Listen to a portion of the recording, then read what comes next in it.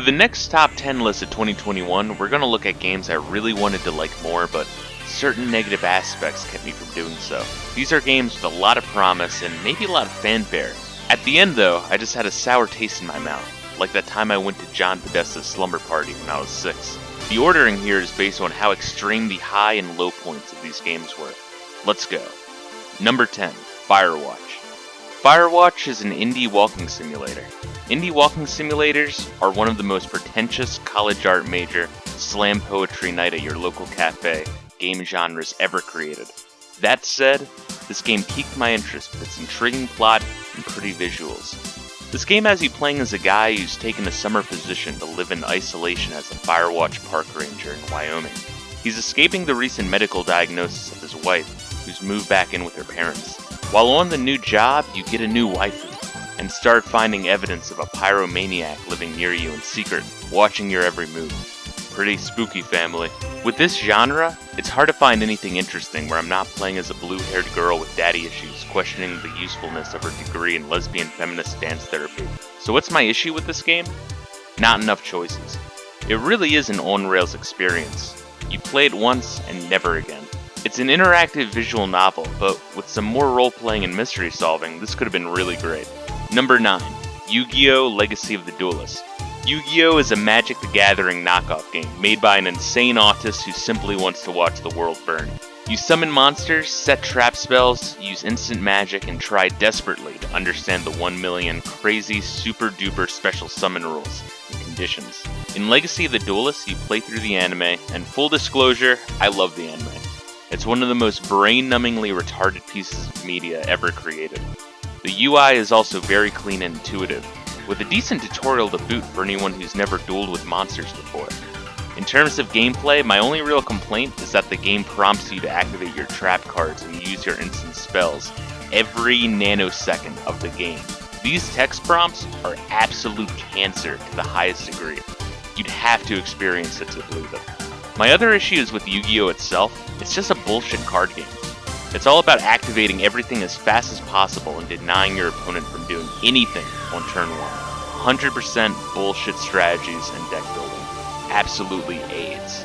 Number 8, Night Trap. Now here's a surprise. I expected this game to be absolute dogshit based on its overhyped bad reputation. Night Trap is a game that made the entire United States legislative branch shit their britches. This game is an interactive movie. 8 simultaneous interactive movies, to be exact. It plays kind of like a detective game where you need to piece together both the plot of the game and figure out where and when the bad guys will be appearing to stop them. Notes are mandatory, and every time you play you learn a little bit more, and you get to play for a little bit longer into the story. Information and dialogue scenes are your reward. The plot is that there's some weird shit going on by a local family, and you need to investigate. You have your SWAT team, or more aptly named SCAT team, and you need to protect them along with the next set of victims the family has invited over. I don't know, I actually dig the plot and concept, it's just tedious by nature. This game's one of a kind though, and got re-released recently, cross-platform. Don't write it off entirely. Number 7, Slime Rancher. Here's a game people online seem to absolutely fucking love. I thought it was just alright. In this game, you play as a blue-haired black lesbian. No, I'm not being a facetious prick. The dev team is in Seattle or California or some shit. Anyway, you run a ranch on an alien planet, alternating between taking care of your livestock of slimes, improving your farm, and exploring the surrounding areas. The more of this you do, the more of this you can do. Really, that's about it. It's a very comfy game for what it's worth. I've just seen it done better in something like Stardew Valley.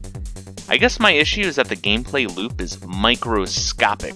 You catch and bring back slimes, harvest the loot they drop, use your money to improve your farm and equipment to bring back more slimes from further away, to harvest more loot, to improve your farm and equipment more. There's just something missing here, it needs another layer, and there just isn't one. Far from a bad game, but shove that 97% Steam positive user review score up your fucking ass. That's insane. Number 6, Phantasy Star 1 and Phantasy Star 2. I'm cheating with this one, I know. People love the Phantasy Star series, jank, grindiness, and all. I know Phantasy Star 4 is where it's at. I just wanted to play the first entries into the series before jumping into 4. I like my game history after all. Phantasy Star 1 has you traveling across 3 separate planets with an anime cat, an Aryan Ubersmensch, a ladyboy, and Lilu Dallas from The Fifth Element. Phantasy Star 2 has you teaming up with cat girls and gun aficionados throughout Biodome to stop a planetary AI. My first impression of the series is that it's extremely ambitious, and I can appreciate that. Both games are from the 80s, so they're fairly clunky, but not as much as you'd expect. The grinding does get pretty severe, especially in 2. In fact, 2's biggest failing is the horseshit pacing due to this fact. Although 2 has some insane aesthetic in the visuals and sound department. 1 has better pacing, but some of the worst endgame dungeons I've ever experienced. I still have Nom flashbacks. All in all, promising games that are far from the best that could have been 9 out of 10s instead of 7 out of 10s. Number 5, Dum-Dum. I really wish I could love this game so much more than I did. I really do. Dum-Dum is a really cool and creative game that simulates a mock Apple II GS, kinda. It tries to recreate that very niche experience of just messing around, bored on an underspec age computer. This is for an extraordinarily niche audience of nerds and uber autists, much like the Count of Monte Fisto. The fun of this game is you find ways to entertain yourself, almost the same feel I used to get from something like Mario Paint. But the real catch of this game is that there's this mystery you need to solve. Your reward for doing so is more features unlocked on the OS every step of the way. Sounds cool, right?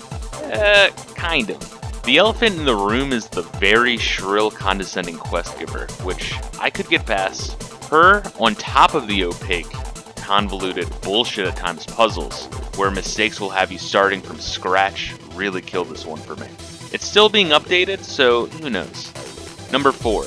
Wonder Boy 3, The Dragon's Trap. The further we get up the list, the more it kills me inside. Dragon's Trap is one of the best games for the Sega Master System, and one that took me by surprise. It's an action RPG that, for the most part, is everything I wish Zelda 2 would have been. If you've ever played any of the Shantae games, this is clearly what inspired them. You explore outward from a central hub town, gaining new powers, gear, money, and HP, almost like a Metroidvania.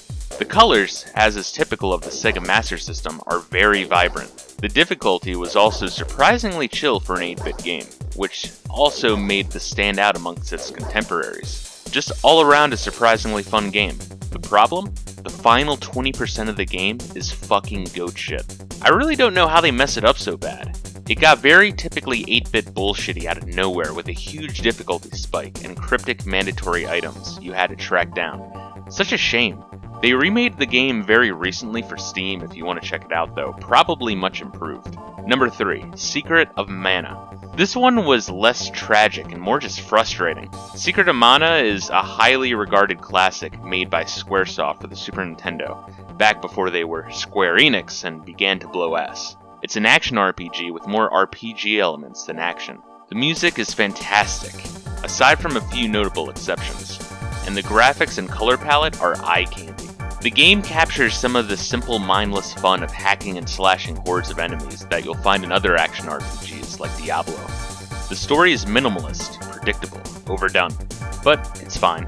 My real issues are the ungodly clunky UI that was a constant albatross around this game's neck, and the super backloaded difficulty spike.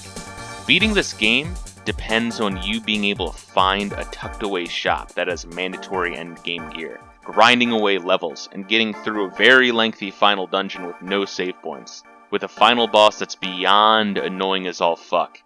Ugh. This game does support 2 and even 3-player co-op, so it's probably way more fun if you can find a reliable crew for that. Good luck doing that in current year. Number 2, Unreal Gold. The first Unreal from the late 90s, the predecessor to Unreal Tournament and the Unreal Engine, is a really impressive game. It has a sci-fi focused premise where you're on a prison vessel that crash lands on an alien planet. The natives of this alien planet are a bunch of Indian tech support guys who've been enslaved by another invading species of lizard guys. You'll find other vessels that were shot down, getting some lore from data logs. A boomer shooter with RPG elements? Crazy. The game unfortunately keeps you indoors far too much, but when you're outside it's nuts. Beautiful panoramas of sky, terrain, flora, and buildings. The weapon loadout is both unique and fucking awesome. The lighting engine and effects are great. The sound is incredible. The music is unreal. But seriously, go listen to the entire OST right now. I'm not kidding. The issue? The game overstays its welcome and becomes absolutely cancerous towards the end. A lot of shooters of the time had this problem, but the difficulty scaling is even worse here. The last quarter of the game, I couldn't wait for it to be over. What a shame, seriously. Also, the online is still alive, kinda. And I know shit for real in current year. Got in a lobby with like 20 people. Number 1, Kingsway. Now this is a game I really like and actually recommend anyone to pick up, despite my grievances. I just wish this game was perfect, I really do. Kingsway is a roguelike made by Adult Swim Games, who also made Duck Game, another game I strongly recommend anyone to pick up.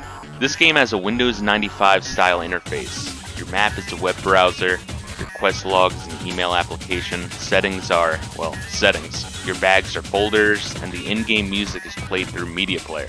Combat is done through instant messenger windows, and enemies will annoy you with pop-ups. The concept here is awesome, and it even plays well. Everything is visually appealing, and while kinda short, the music, which is all in MIDI format, is also phenomenal. It's super fucking comfy. Like with the Unreal OST, go listen to the entire thing now. There's also a variety of classes to play as, different goals to achieve in a playthrough, and unlockables to give you something to try out. This is where my one major complaint comes in. There's not enough replay value. Once you figure out the strategy to complete tasks, keep your level high, and be prepared for the endgame, the game is very easy to beat reliably, and playthroughs feel the same. There's just not enough random elements. Contrast this with something like FTL or Binding of Isaac, where it takes some serious work to win even when you're knowledgeable about the game, and each run feels very different. It just kills the replay value. Ugh. I still recommend you play it and try for yourself. Come up with your own opinion. Anyway, that's my top 10 list of most conflicting games I've played and streamed in 2021. Let me know what you think about the games in my comments below, and tell me about some of the games that you guys played and discovered this year. If you ever want to catch me live, the links to my Twitch and Discord are in the description below. Have a good one.